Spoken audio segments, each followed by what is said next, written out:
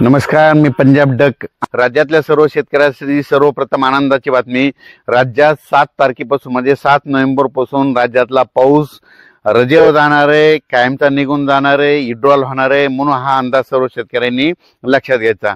7 तारखेला पावसाळा संपला म्हणून हे जाहीर होणार आहे, म्हणून हे देखील सर्व शेतकऱ्यांनी लक्षात घ्यायचं. म्हणजे सांगायचं झालं तर 7 तारखेपासून राज्यात थंडीला सुरुवात होईल. ठिकठिकाणी थंडी जाणार.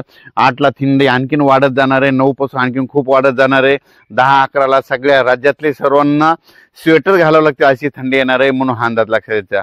आणखीन ह्या 3 दिवस काय परिस्थिती आहे तर राज्यातल्या सर्व शेतकऱ्याला सांगू इच्छितो की आज 4 नोव्हेंबर आणि 5 नोव्हेंबर दरम्यान राज्यामध्ये काही जिल्ह्यामध्ये तुरळक ठिकाणी विखुरलेल्या स्वरूपाचा भाग बदलत पाऊस पडणार आहे. सर्वदूर काही पडणार नाही, म्हणून हा अंदाज लक्षात घ्यायचा.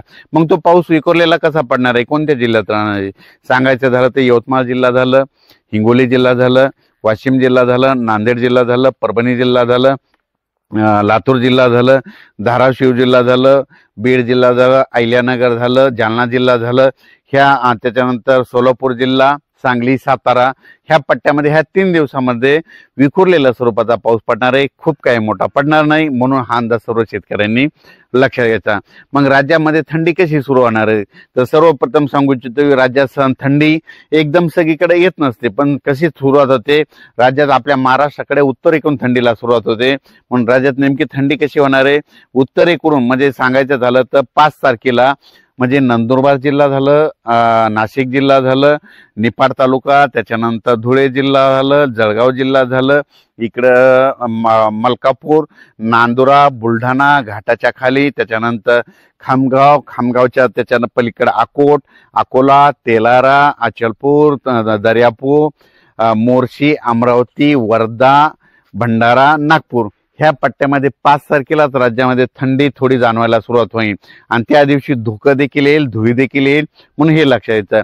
त्याच्यानंतर 6 तारखेला ती थंडी काय होणार आहे परत पुढे सरकणार आहे. मग ती पुढे कुठं येणार आहे मग इकडून सुरुवात करू आपण. संगमनेर तालुका, आंबेगाव तालुका, जुन्नर, त्याच्यानंतर अहिल्यानगर, संभाजीनगर, त्याच्यानंतर बीड जिल्हा, त्याच्यानंतर परभणी जिल्हा, त्याच्यानंतर जालना जिल्हा, त्याच्यानंतर हिंगोली, वाशिम आणि यवतमाळ 6 तारखेला ह्या पट्ट्यामध्ये थंडी जाणार.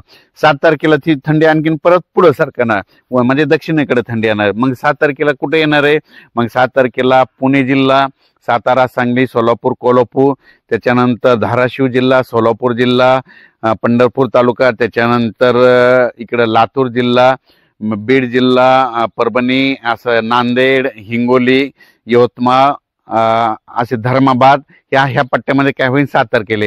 परत ती 8 तारखेला थंडी काय होणार आहे तेलंगणाकडे जाणार, तेलंगणा कर्नाटककडे जाणार आहे. त्याच्यानंतर 9 तारखेला संपूर्ण तेलंगणातून आंध्र प्रदेश आणि कर्नाटक ह्या तिन्ही राज्यामध्ये तिकडे देखील थंडी होईल. आणि 9 तारखेला बरेच म्हणजे जवळपास केरळपर्यंत ती थंडी जाणार आहे, म्हणून हा अंदाज लक्षात यायचा.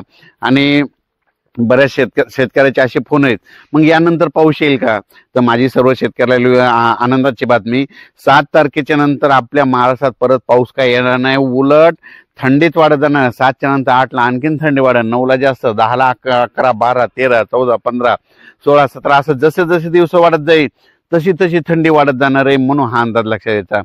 आणि राज्यातल्या सर्व शेतकऱ्याला सांगू इच्छितो की राज्यामध्ये सध्या आता ह्या 3 दिवस म्हणजे 4 नोव्हेंबर आणि 5 नोव्हेंबरच्या दरम्यान राज्यात विखुरलेल्या स्वरूपाचा पाऊस पडणार आहे. सर्वदूर काही पडणार नाही, भाग बदलत पडणार आहे, म्हणून हा अंदाज लक्षात यायचा. 7 तारखेच्या नंतर राज्यात पाऊस काय येणार नाही. 7 तारखेला राज्यातला महाराष्ट्रातला पाऊस म्हणजे सांगायचं झालं तर जवळपास 6 महिने मुक्काम केल्याच्या नंतर 7 नोव्हेंबर पासून निघून जायला तयार झालाय आणि निघून जाणार आहे आणि थंडी येणार आहे, म्हणून हा अंदाज लक्षात घ्यायचा.